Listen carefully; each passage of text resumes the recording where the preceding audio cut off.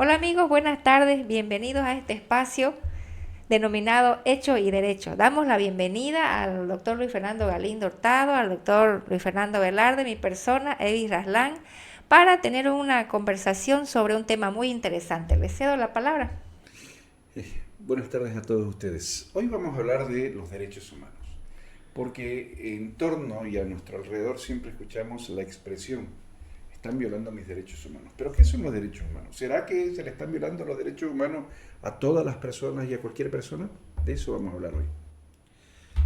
Gracias, doctor. Queridos amigos, ¿cómo están todos ustedes? Un placer estar nuevamente con ustedes. Justamente este tema tan importante nosotros hemos decidido tocar porque necesitamos saber justamente y conocer qué son los derechos humanos.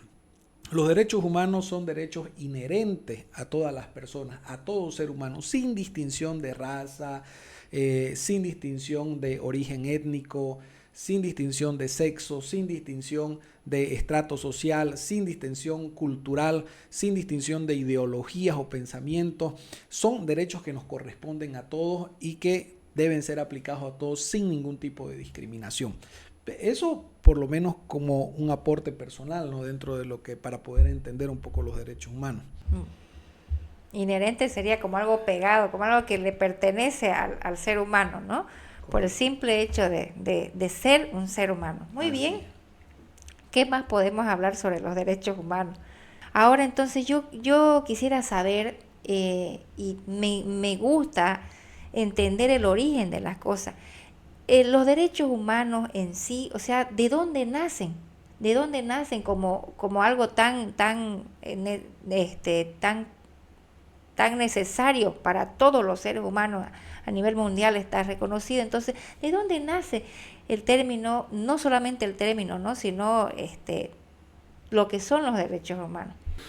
A ver, los derechos humanos se remontan más allá de las instituciones Sí. y de las normas. Por eso es que el doctor Velarde utilizó el término que son inherentes al ser humano, lo que implica que no necesariamente significa estar reconocido, y no decimos concedido, sino reconocido en una norma jurídica para considerarse el ¿Cómo? ejercicio de los derechos humanos. Porque va más allá de una norma jurídica. ¿Y dónde se remonta ya el reconocimiento jurídicamente de esos derechos que son inherentes a todo ser humano?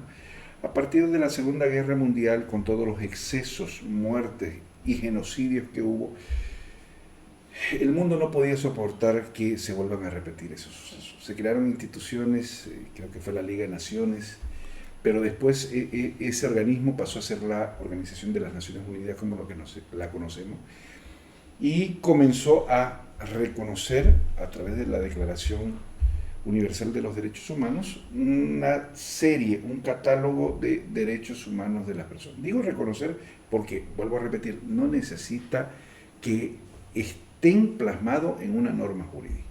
Así es como van surgiendo y así es como se van reconociendo los derechos que le son inherentes a todos los seres humanos. Que Así es. con el pasar del tiempo, ¿no es cierto, doctor? Cada vez el catálogo se ha ido ampliando un poco más porque Porque la, la, justamente soci- la sociedad evoluciona, ¿no? es así. Las Entonces, como personas vamos evolucionando como sociedad, en algunos casos ya hasta podemos creer que es involucionando más bien, evolucionan, pero sí. como se va evolucionando, entonces los derechos humanos tienen que estar acorde a las Dice, necesidades de la población, ¿no? Para justamente cubrir, para proteger, para entregar una tutela o protección efectiva justamente a los derechos de cada persona. Eh, el doctor es especialista, podemos decir, en materia de derechos humanos, entonces me gustaría que nos pueda aclarar justamente, por ejemplo, nosotros los bolivianos, dónde podemos acudir para lograr la defensa o la protección en caso de que exista una violación de derechos humanos, doctor. cuando sentimos que nuestros derechos humanos están siendo vulnerados, ¿no? ¿Dónde vamos? Primero que todo, los jueces tienen la obligación y resguardar los derechos de todas las personas que se encuentren dentro de un proceso administrativo, la autoridad administrativa, judicial, la autoridad judicial. Pero al margen de ello, nuestra Constitución, y usted, doctor Velarde, conoce a través de las acciones de defensa, que justamente es el control de constitucionalidad tutelar de los derechos de las personas que se encarga el Tribunal Constitucional de hacerlo a través de las acciones de defensa.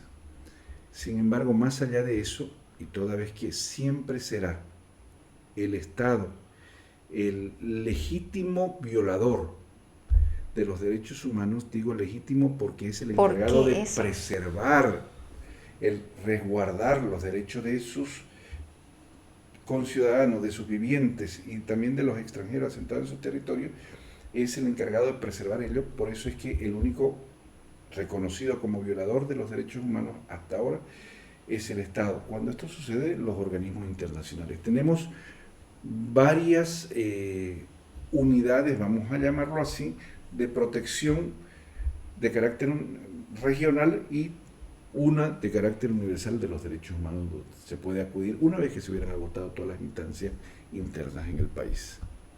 Los derechos humanos tienen unas características particulares, si quieren llamarle, con las cuales nosotros podemos darle una mayor amplitud, creo yo, al entendimiento justamente de los derechos humanos. Y una de ellas, hacía referencia el doctor, es la universalidad justamente que existe en materia de derechos humanos. Esto quiere decir incluso de que los derechos humanos trascienden las fronteras nacionales. Entonces, y es por ello que hay sistemas de protección que se han reconocido, que se han creado justamente para darle ese resguardo o esa protección a nuestros derechos humanos. ¿Alguna otra característica, doctor, que sea relevante justamente de los derechos humanos para poder explicársela aquí a nuestros amigos que nos... El principio de progresividad. ¿Cómo es? El principio de progresividad significa que los derechos humanos siempre tienden a ampliarse, no solamente en su catálogo, como decía el doctor Velarde, sino también en los efectos interpretativos de ello.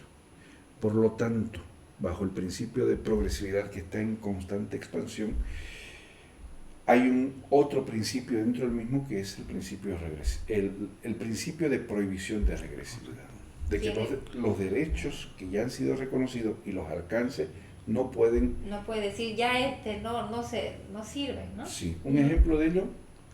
Una vez reconocido, por ejemplo, el matrimonio igualitario, que ahora es un tema muy discutido, de mucho debate, ¿no? Para ser más claro, matrimonio entre personas del mismo sexo, si llega a ser reconocido justamente como un derecho humano, entonces ya no se podría retrotraer más, ¿no? No dejaría de ser un derecho humano. Perfecto, pero yo tengo todavía esa duda. ¿Qué implica el principio de progresividad de los derechos humanos? El principio de progresividad justamente va de que, acorde a el tema de la protección, siempre se va ampliando y va siempre en beneficio de la población. Entonces, y se van reconociendo derechos que son, según la época o según el avance que vamos dentro de la evolución como sociedad, vienen a surgir como una necesidad de ser protegidos. Entonces, por ejemplo, ahora tenemos los derechos que tienen que ver con la tecnología, los derechos tecnológicos, ¿no? Que vienen a ser reconocidos ya como derechos humanos, de que en los países, por ejemplo, se tiene que garantizar el acceso de las personas al internet, por ejemplo, ¿no? Entonces, ¿por qué? Porque van ampliándose estos derechos conforme van progresando y conforme se van interpretando nuevos estándares de mayor protección, de mayor alcance, de mayor beneficio para la sociedad, se tienen que ir reconociendo en base a esa línea. Bueno, gracias. A mí me quedó esto que plantearon ustedes sobre que el Estado es el que muchas veces viola los derechos humanos de los ciudadanos. O sea, porque muchos decimos, estás violando mis derechos humanos y todo eso, pero ¿por qué el Estado? ¿Me pueden ayudar a entender en situaciones específicas? Que me gustaría a mí entender por qué el Estado es el que mayormente vulnera los derechos humanos de los ciudadanos, en algo específico, en una situación cotidiana. El por qué es diferente de un ejemplo. El por qué, dos motivos. El primero, quien suscribe un tratado internacional sobre derechos humanos es el Estado. Y está obligado a su sometimiento.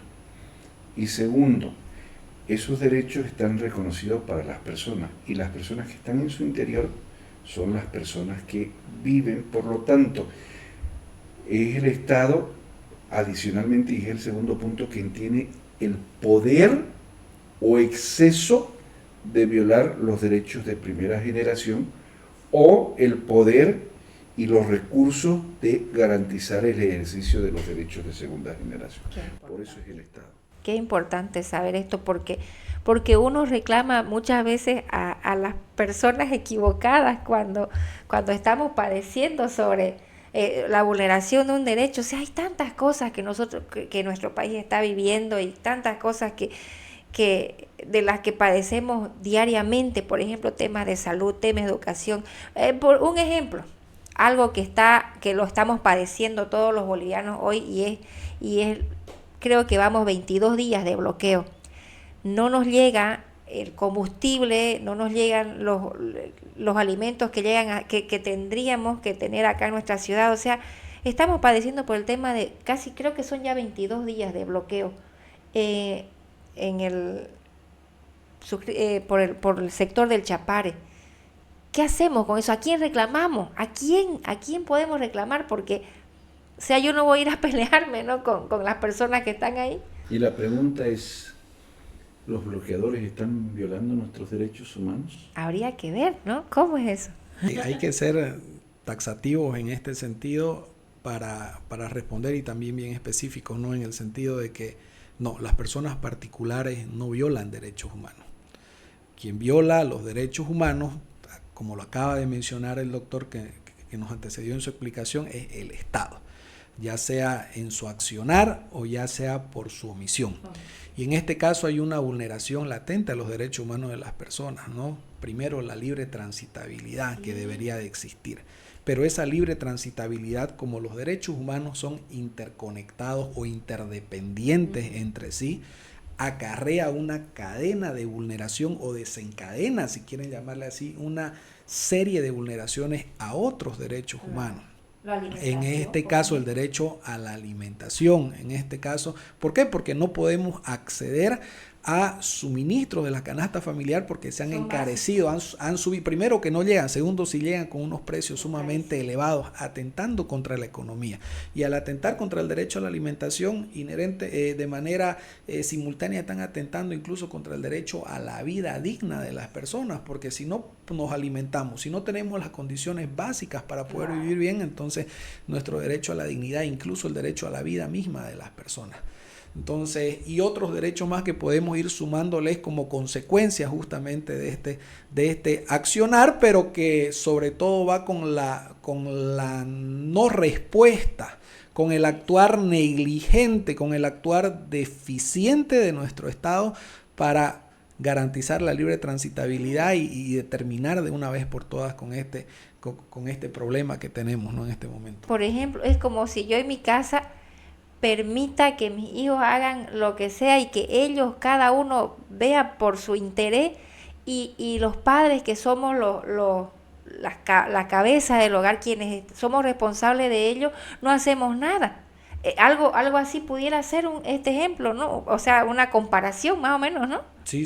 Y hay que aclarar también algo, ¿no? Que si bien existe el derecho a la libertad de protestar, pero o a la libertad de manifestarse, pero siempre y cuando uno puede ejercer hay un límite para el ejercicio de los derechos humanos, ¿no? Y el límite siempre es el derecho ajeno.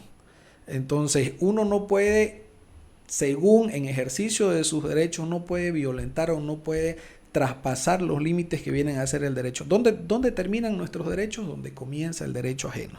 Entonces, el derecho ajeno es uno de los límites para el ejercicio de nuestros derechos humanos y es importante eso señalarlo. Sí, es importante. Y entonces, hablando sobre eso, la prevalencia de los derechos, ¿hay derechos más importantes que otros? Eso es lo que yo también quisiera saber, ¿no? Porque uno siempre a veces supone que hay cosas que son más importantes que las otras. Y en el caso de los derechos, de los derechos humanos, ¿hay algunos que sean más importantes, algunos que tengan mayor prevalencia que el otro?